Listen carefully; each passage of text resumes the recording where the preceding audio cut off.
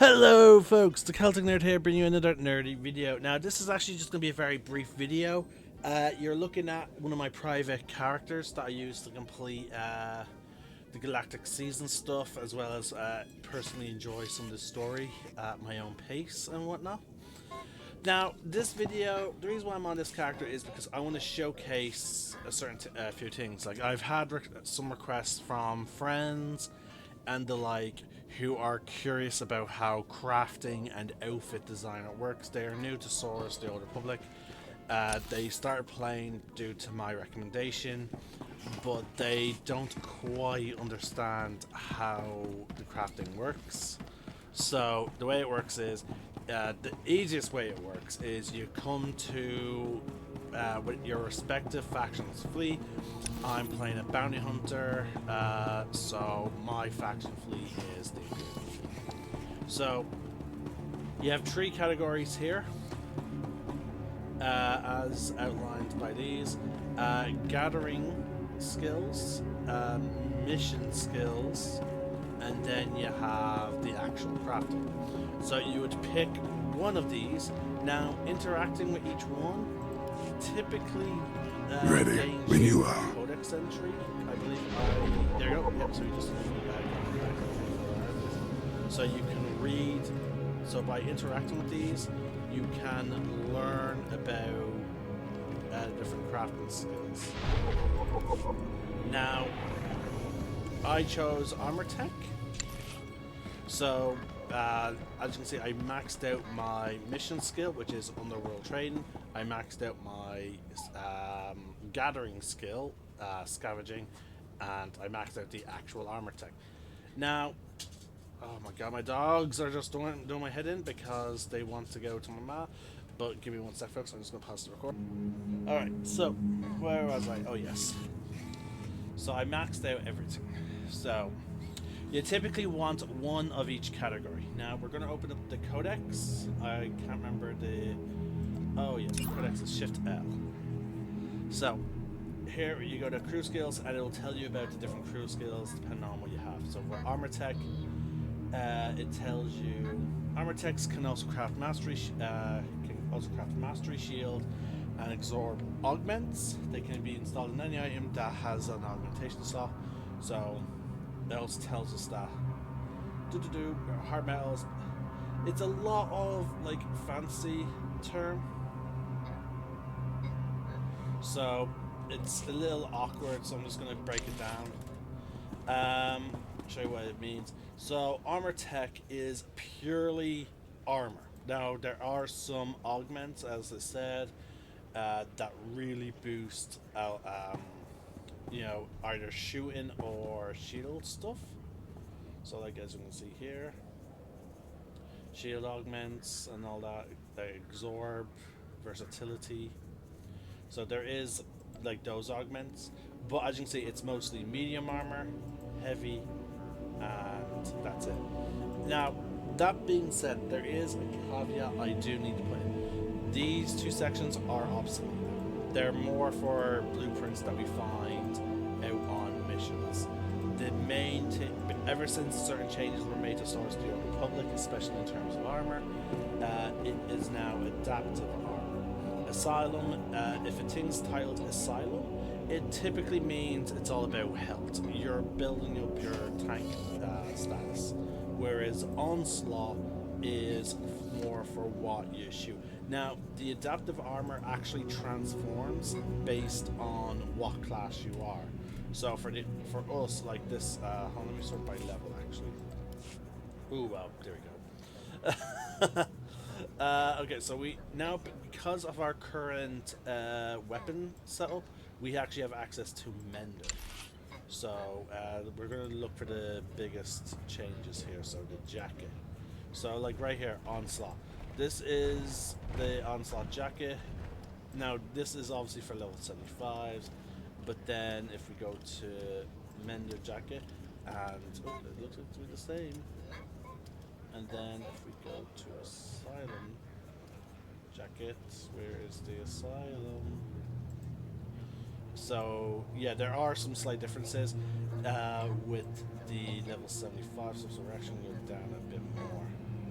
they generally are a bit more drastic in their changes. Here we go. So this is the body armor for the Asylum. Then if we go to Onslaught, as you can see, there you go. Now we are technically using a weapon. No, as you can see, I tend to break down armor, and a lot of these we don't have the alternate version of them because of the fact that I switched over there. Like the only time we see it is when brief moments when I did try out this. My go-to for like 90% of this character was actually my alternate class, which was the Paratech. I decided, you know what, I want to use a big gun for a while, so like there you go. As you can see, they try to make it like underworldy, as opposed to if I was playing a trooper and I was looking at these, it would be very much different. And as you can see there, like look at that. The heavy armor definitely screams more bounty hunter, but it is significantly heavier. Whereas if I went Onslaught, it's more of a lighter trench coat build with some level of chest armor. That's because when it comes to bounty hunters, you would look at more Cad Bane for the damage dealers, and you would look more towards maybe Django or Boba Fett because of the Beskar armor for the Asylum. Now, as you can see, the armor does change its appearance as well. Like again, here's more Asylum. I don't know why for the higher levels did they decide to have them be very minor changes. I prefer these where it's more drastic, personally. So there you go. Now again, as I said, if I was a trooper using this skill, the armor would be a bit more militaristic. It would actually probably have like the Republic symbol or the Havoc Squad sigil, if I recall correctly, on it. Anyway, moving on. So synth weaving is the exact same as armor tech, except it's for force users. I don't know if there's any extra stuff, because some of these skills do have some extra things that they craft. I cannot recall. Oh wait, no, it's purely clothing, I believe. Biocam is med packs and adrenals, so these are consumables that you would take for the purposes of either boosting a stat temporarily or for healing. It is considered the most profitable of all the crafting skills because you get like you get a stack of craftables with it. For example, if I craft armor, I get only one piece. I only get one per part of the armor. I have to craft each individually, and I only get one of each piece when I craft it. Whereas with Biocam, if I craft a med pack, I get like 5 med packs. So people consider Biocam the most profitable if you're looking to earn rapid credits. Artifice is for relics as well as some lightsaber parts. It's also the only skill that offers you the chance of learning dyes as well. To get my favorite dye pack, you need to build up reputation with who was it? It's either it's either the people of Rishi, or is it the people the Doom? There's a faction that I know. Oh, where are they? I think it's like the Dread Executioners. So it's either this or Rishi that gets you the black dye. But you need to rank up with them. You need to do like daily. You have to repeatedly do daily missions for them in order to rank them up. And again, there's only so much rank you can do per day or per week. So arms tech is obviously weapons, and it allows you to craft weapon modifications. I believe they have some overlap with Artifice in terms of lightsaber parts.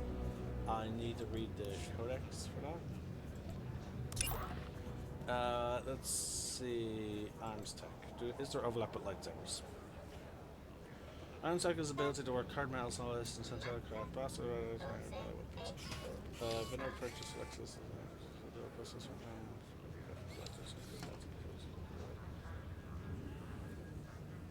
Melee weapons include viro blades and electro staffs. I'm testing the reverse engineer.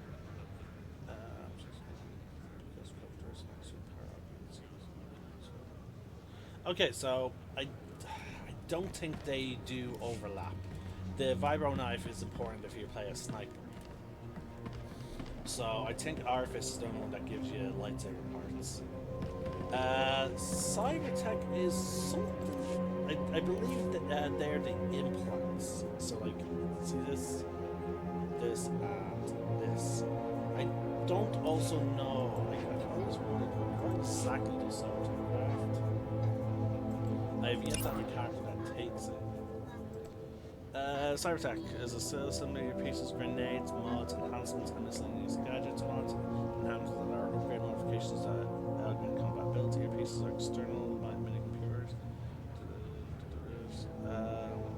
Okay, so they craft the modifications that you would put in, like custom weapons or cosmetic equipment. Now, obviously, some blue tiered weapons and higher allow you to have augmentation slots like this pistol. So this pistol has these slots. So Cybertech allows me to craft these. So if you have a custom weapon, such as, let's say, one I'm currently using, Blackout. I got Blackout from the last Galactic season. So if I wanted to craft like this barrel mod or enhancement, wait, no, barrel you get in I'm pretty sure. See, again, this is the problem with not being on a character that has the skill. I'll have to double check with my sniper. I'm pretty sure my sniper has arms there. But anyway, moving on. So next you have a mission skill. Now each, as you saw in the codexes at the bottom, it does give you like recommended skills. So underworld trading is recommended.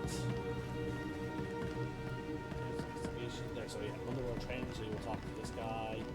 I will talk to this guy. Now with the arms tech, you occasionally, with the crafting skill, whenever you rank it up, you will occasionally have to come back here to talk to them to get new blueprints. With your mission skill and gathering skill, you don't have to go back to them. You just have they just rank up and you get your new ranked missions. So it is very easily possible for these two, for your gathering and mission skills, to outpace the leveling of your crafting skill. Now, if you're like me and you have multiple characters you've been playing for years, you do have an overabundance of crafting materials. So it is also possible for you to outrank these, because you're gathering all your crafting materials is shared across your characters.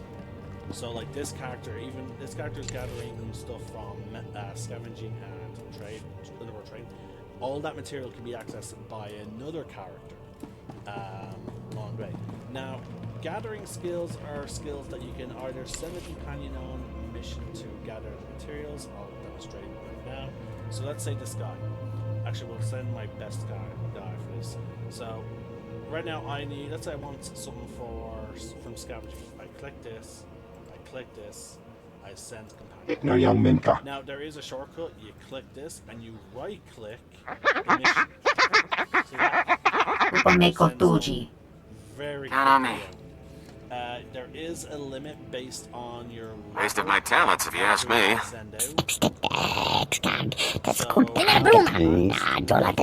Back in a pinch. And the max companions is 8. Now, this includes crafting. Max deployable crew skills ranges from their crafting items, going out on these missions. Now, with gathering skills, you can locate them out in the wild. Scavenging has, I believe, scavenging and bioanalysis. Where are they?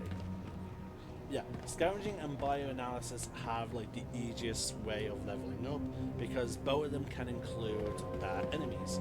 For example, when you're fighting a robot, when you're fighting a robotic enemy, there's a chance that robotic enemy can be scavenged for parts. And then bioanalysis, if there's a wild animal, kill the wild animal, you might be able to scan it for resources. So scavenging and bioanalysis have the fastest way of leveling up. Slicing, you need to look for like certain terminals. There is a way for you to easily locate them on your map. So you come here and you make sure you check the resource section. See this dot? You want to make sure you have that lit up. This will highlight resources on the map, and they will also be highlighted. See how like I have them checked, so like it is keeping them checked on the map. I could possibly go to a planet. Actually, not.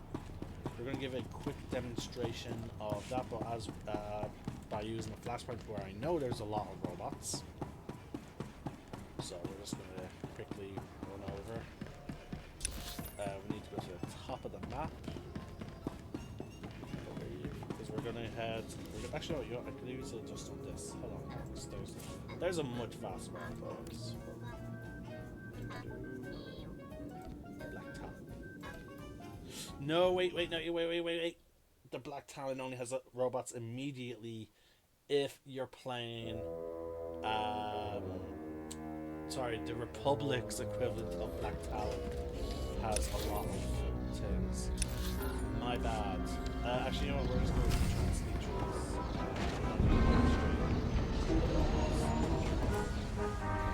No, wait. No, yeah, the robots don't come until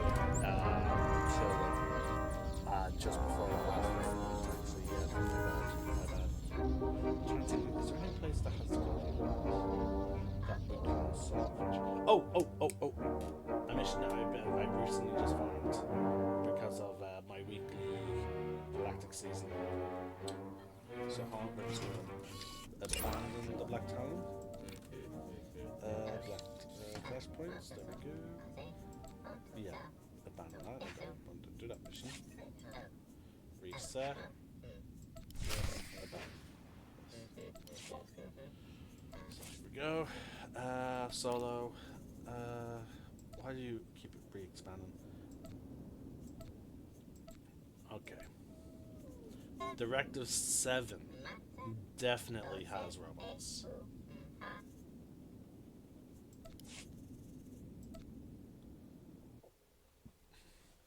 So, I just need to make sure I kill some robots, and then I'll show you how, like, with scavenging, you can quickly salvage.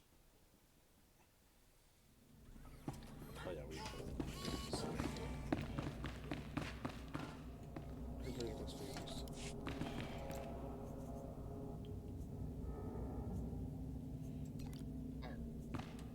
there we go.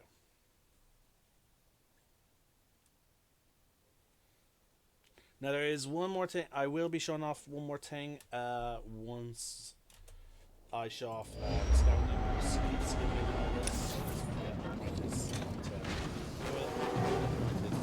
My apologies for not landing closer to the objective. Anti-aircraft fire was simply too intense. And still out on our missions. Normally I would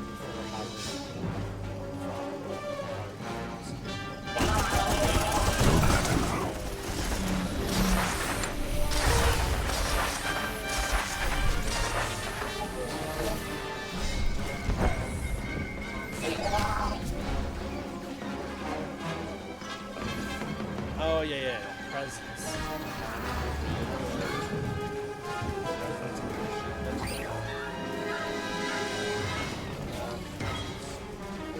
increase the effectiveness of the weapon. So yeah, because it's stacks.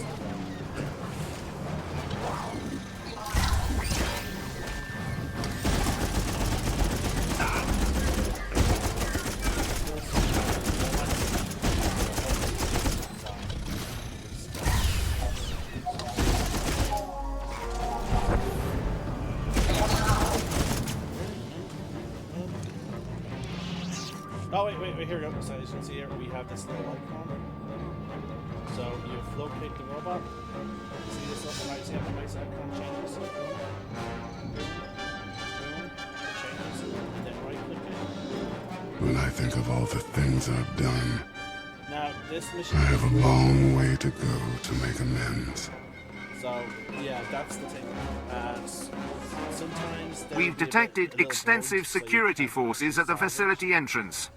If you disable the enemy's targeting sensors, our fighters should be able to dispatch them for you.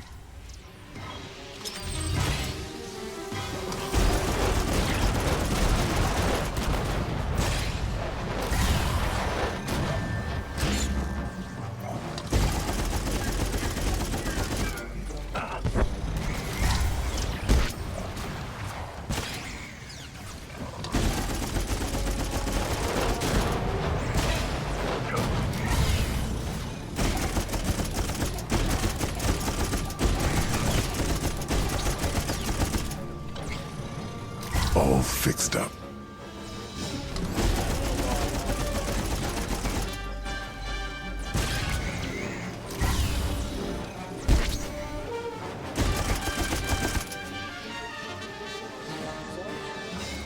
okay, yeah, there.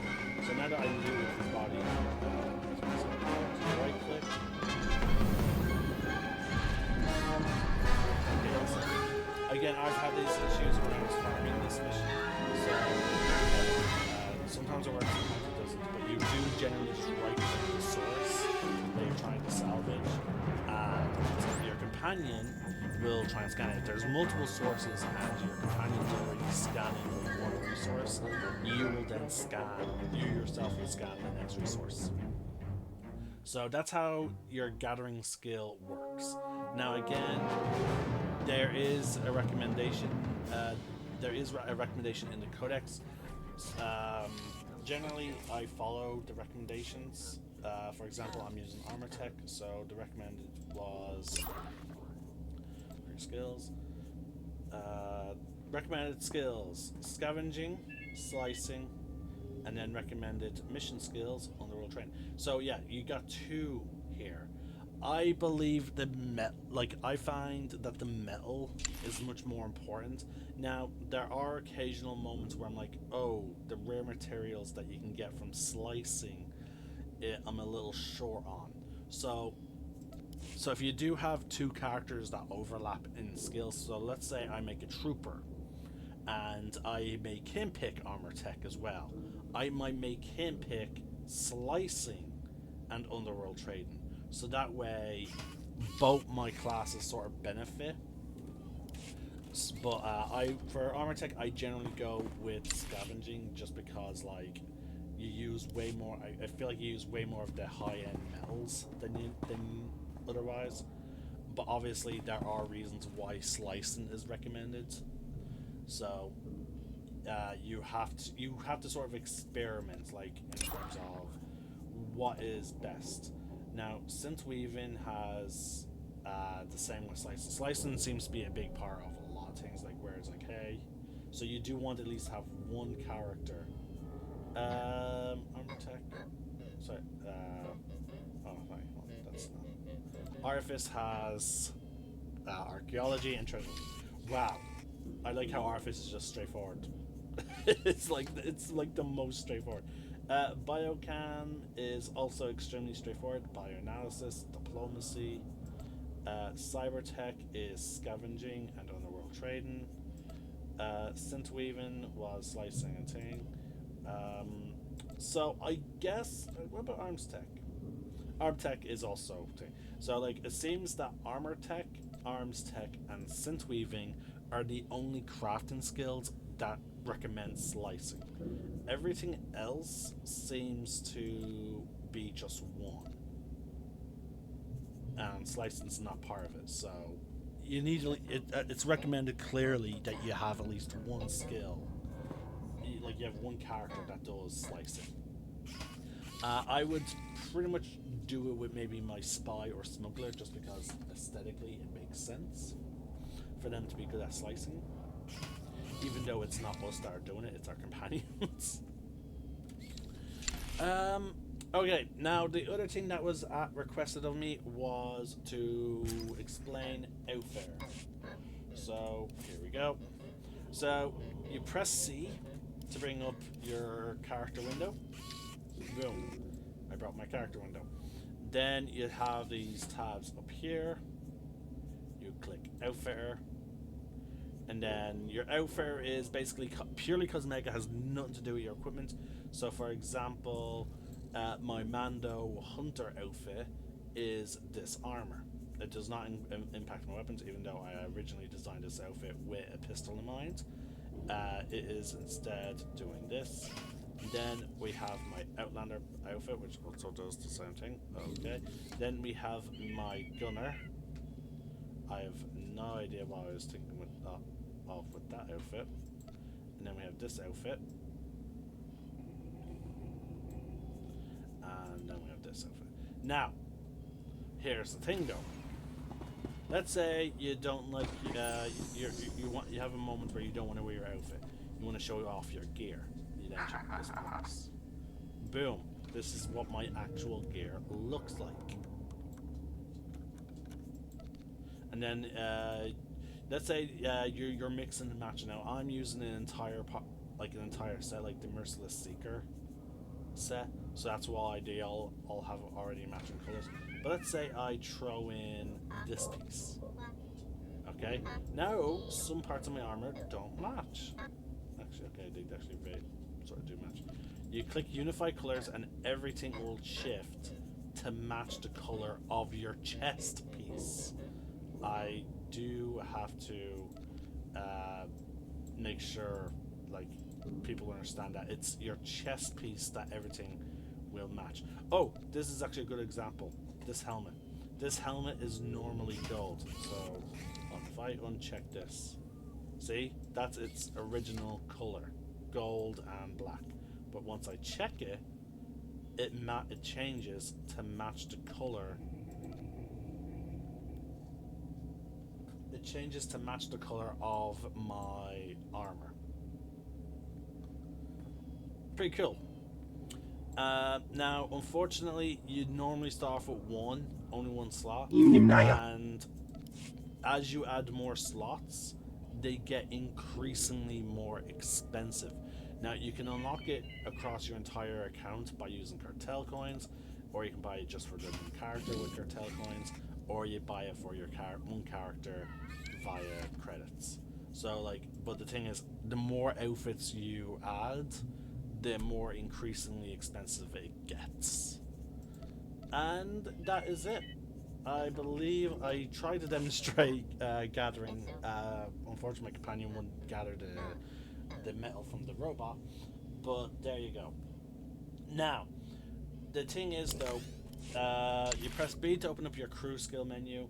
Now, your character's influence does have some impact on how well they perform. So, luckily enough, I have a wide range of companions. Down here, we'll see the effectiveness. He takes off 75% of the time to do the mission.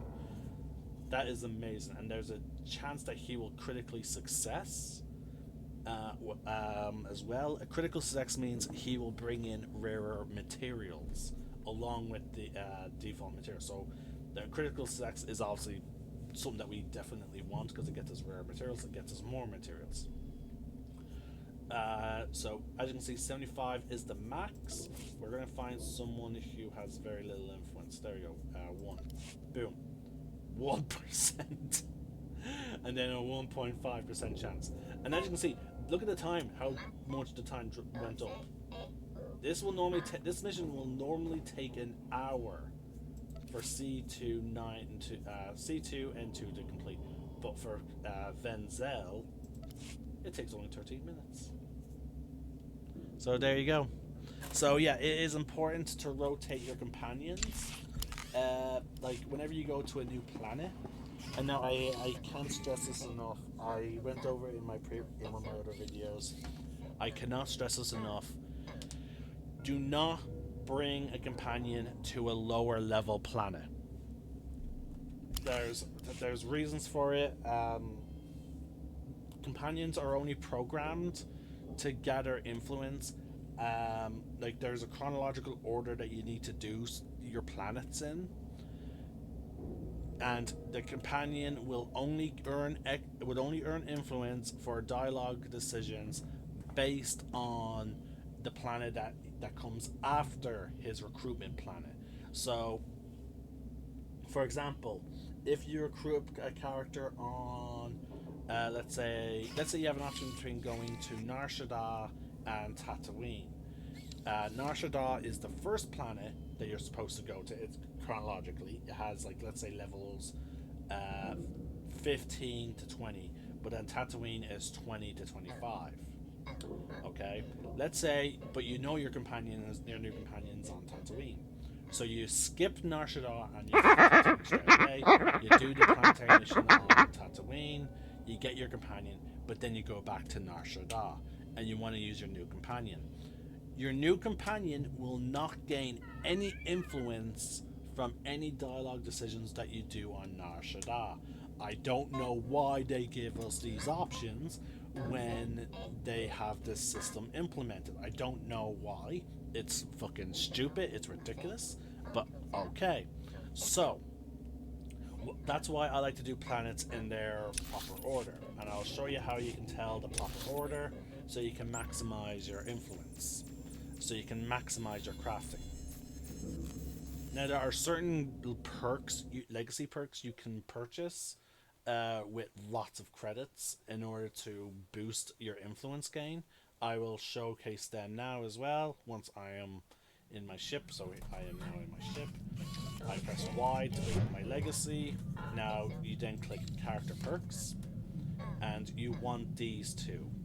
Now, I have, as you can see, maxed them out, but like they do stack on top of each other. So 10% gain from gifts, 10% gain from gifts, 10% gain from gifts. That is a total of 30% extra influence from gifts.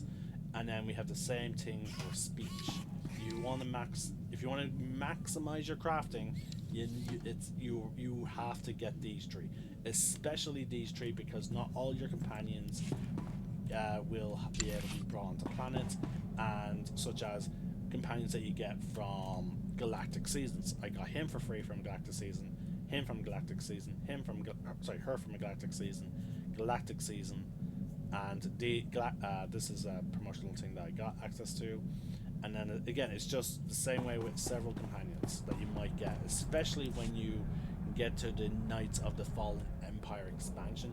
You get a whole bunch of companions that are so many, you're not going to be able to bring all of them out on missions. So maximizing the gift one is important. But anyway, let's show you how to tell what planet you're supposed to do chronologically. So let's look at our example. Nar Shaddaa, levels 20 to 24. Tatooine, 24 to 28. So I should do Nar Shaddaa first. Even if I am like level 24, I should do Nar Shaddaa first. If I don't, then I have to bring... Now, you can always switch back over. You don't have to use your new companion straight away, obviously. But what I like to do is now, and I've been doing it in my latest Let's Play series of the Jedi Counselor, is whenever I recruit a new companion, or go to a new planet, I press B, I look at my influence on my companions, and I take whoever is lowest onto the planet. Now again, this does not work when you get to Knights of the Fallen Empire, because it is extremely story driven, and they would actually even force you to take certain companions. But then, like, I would often use Fenzel whenever I'm doing like my dailies, because I've maxed out influence, he is my best. Now, you do gain a bit of influence also, I should know, when you do missions. Obviously, the higher the mission, the more influence you... Actually, I wonder if that is true. Hold on.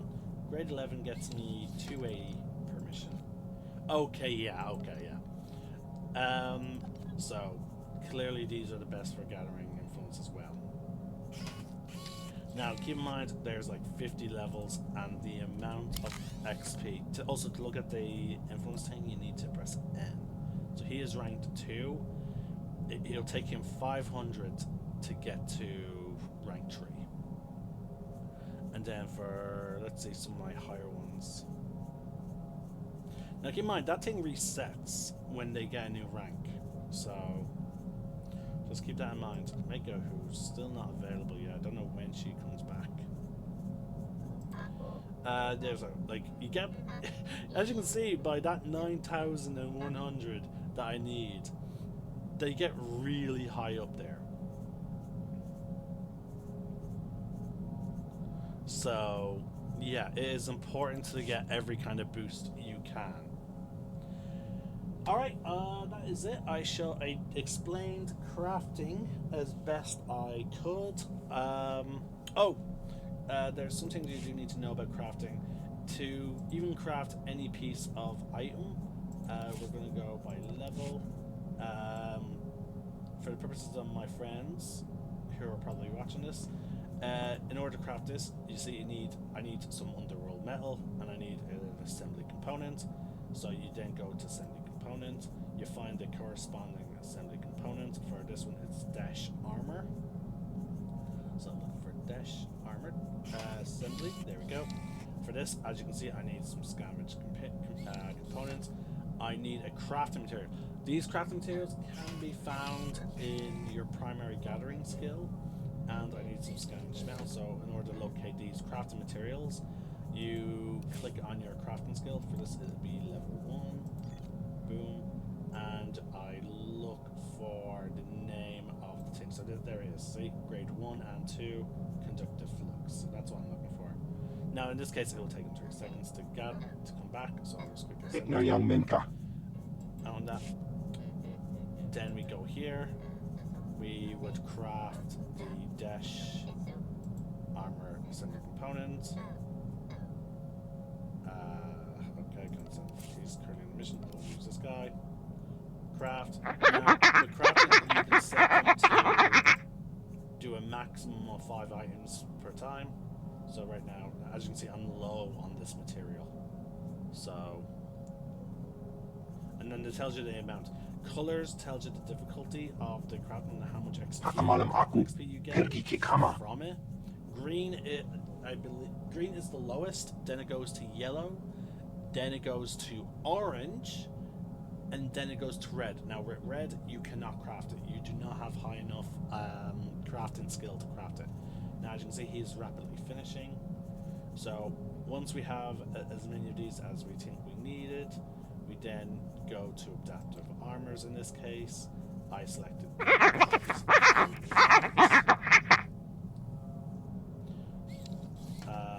for this we'll say terretium whatever pants.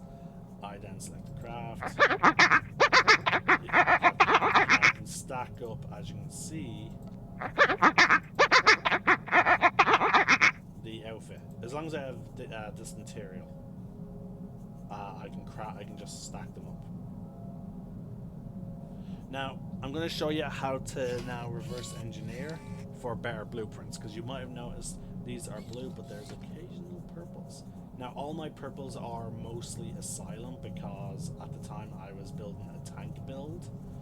I was playing a tank build. I don't know why I didn't do anything for what the longest time there. Anyway, so I'll show you how to do that once he's finished that. Now this next part of crafting is where subscribers do have a small unfair advantage. I will also say crafted gear tends to be superior to gear that you will find on average enemies. Now obviously the best gear in the game is gear that you get from raid bosses, because raid bosses always carry the best gear. So as you can see, I click this icon. This icon brings up our deconstruction menu. You have destroy and you have deconstruct. You see this icon here? See how my mouse transforms into like a lightsaber? I right click it, it comes here. Now, when I hover over it, it gives you at the bottom there, underneath die, chance to research a schematic. That is a 60% chance. Now, that is because I'm a subscriber. It drops down to, I think, like 30% or even 20% if you're not a subscriber. So, unfortunately, getting the best gear is a bit unfair for subscribers. But again, BioWare tried to make as many incentive methods for people to subscribe, as opposed to just playing purely for free. So we now deconstruct. Wow, okay, both of them failed to get me a blueprint. Okay. So yeah, unfortunately, like, it's not a 100% guarantee. That's why I scavenged both of them, because I wanted to increase my chances. But anyway, if you succeed in learning a blueprint, it will come up here in red, like, haha, you've learned a blueprint, and it will be purple. Now, the funny thing is, even if you learn a schematic as a free user, you can't use the items, because free to play users cannot use purple gear, so they're limited to blue gear. So they can craft. You can wear this, and this will be relatively better than pretty much almost any gear you get on the level appropriate planet. But then it's just, yeah, that's as strong as you can get.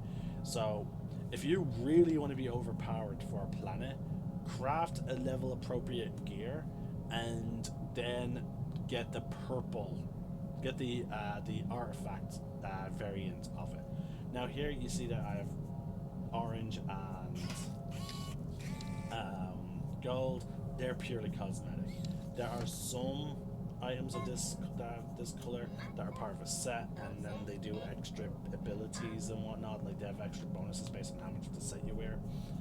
But in order to get those sets, you do need to get a lot of these special containers, and you need Finished. they're essentially end game.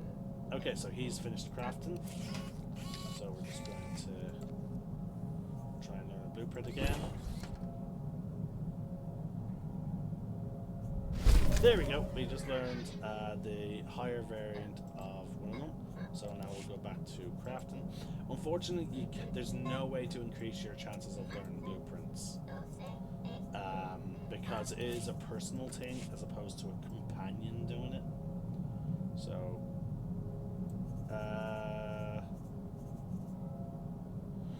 terranium. Was it for the gloves? Was it? Oh, it was for the gloves. So as you can see, we now have the purple variant. So there you go, folks. That is how crafting works. Now, as you can see, the rarer variant requires extra parts. So this is where we need the slicing. Because, like, in order to make these purple tiered stuff, we need a slicing part, and we need a rarer underworld metal part. So yeah, that's where the critical success comes in for when we do underworld metals, and it's where slicing comes into play. So that's why it's important to have at least one character with slicing, because in order to craft these, that will actually, it's probably the lack of slicing gear that I realized, okay, yeah, I can't really do this stuff. Now, you can buy these things on the galactic market, because there are some players that are like, hey, look, I'm going to sell some of this stuff, make a profit. And some players will buy them in just massive bulk as well. So there's always that. You can also buy from crew vendors. Now I have an ability to summon a vendor that sells me. It's a legacy. There you go. Oh no. There you go. We hope our inventory will meet your needs.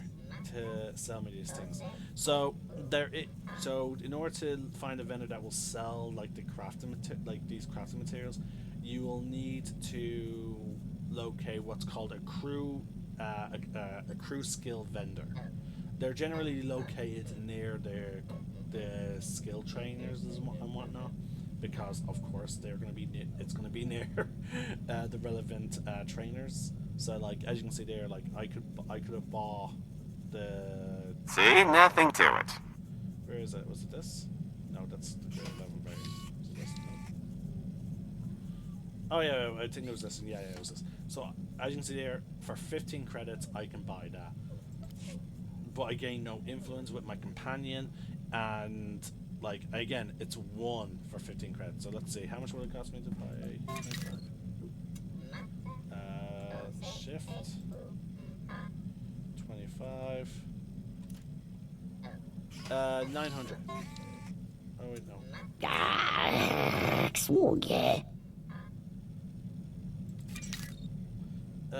Okay. 25 credits. That can't be right. Oh yeah, that's for me selling it back. Jason, just calculator. Give me a sec, folks. 25 times 50. Okay, it cost me 375 to gather this. Now again, there's also the extra convenience of the fact that like is it cheaper for me now to just buy them as opposed to what I've been doing with the crew skill vendors? Now mind you, it costs a lot of money to get this this droid that I can summon to buy them. You have to have also a high rank. It costs me 125, and it requires me a critical success. So I got 25 when I got a critical success last time. So in order to make up 375 value, now you don't get just one. You always get like a good few.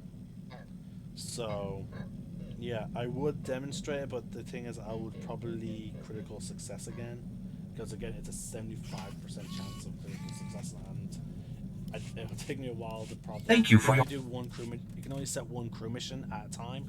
So if I set someone to that mission, I can't set like another person to it. But yeah, so there you go. Crew vendors sell those special crafting materials. If you raise your legacy level, now I'm maxed. If you raise your legacy level high enough, you can buy like the repair droid, and at maxed rank with the repair droid, you can summon that droid. Now you have to repurchase it. This character perk section is for that one character. You cannot buy it for like all your characters. It's purely for that one character. And they do get quite costly. The idea is you're transferring money over to your new character by using your legacy vault. Then you have your global unlocks. These are the benefits that you get that are shared across all your characters. As you can see, I did a lot. I bought a lot of these already, such as fleet passes, quick travel upgrades, rocket boosts, transporting to my starship cooldowns. I also bought some things for my ship, such as those target dummies, mail. This is something that you should all buy as soon as you can, the legacy cargo holds, because it allows you to transfer money. I'll show you how that works now. So typically in every once you buy it, it does change based on your ship type, obviously. Mine's here, it's always this orange. So there you go. The way I would transfer money over to my characters, I would deposit credits. I'll input the amount of credits I want to deposit. So in this case, I'll put in 100k. Boom. So now any character can go in and withdraw that 100k. So basically, I would set up my next characters by depositing loads of credits into that. So that way when I start my next character, and as soon as I get access to a legacy storage thing, which is typically there's always one on the fleet. There's always one on the fleet, folks. So as soon as I get to the fleet, I go to one, I take out the credits, and then I immediately then buy the character perks that I want. Look at him make it drunk, man. Because some of them are quite costly, such as the personal starship. That's like 50,000 credits. Like as you can see there, like they do get quite costly. What is this one? Oh, Galactic Trade Droid. That is 3,500,000 credits. Like they really upscale the goddamn prices for the convenience. Like the personal cargo hold, your storage, it's 1 million credits. I believe this one is 2 million credits. So yeah, like they shoot up in price. Now obviously the mail is the lowest, like 50, then 25 for the upgrade, another 25 for the upgrade, so it's 100k to max out this. So I feel like the repair droid is the same as the mail droid. So I think it maybe be about 100k to fully max it out. Summoning companion, getting either HK or trick is for your respective classes. So factions is like 1 million credits. Gives you a special summonable companion. But the thing is, you first have to do a special mission to get these even unlocked. So like for example here, 300k.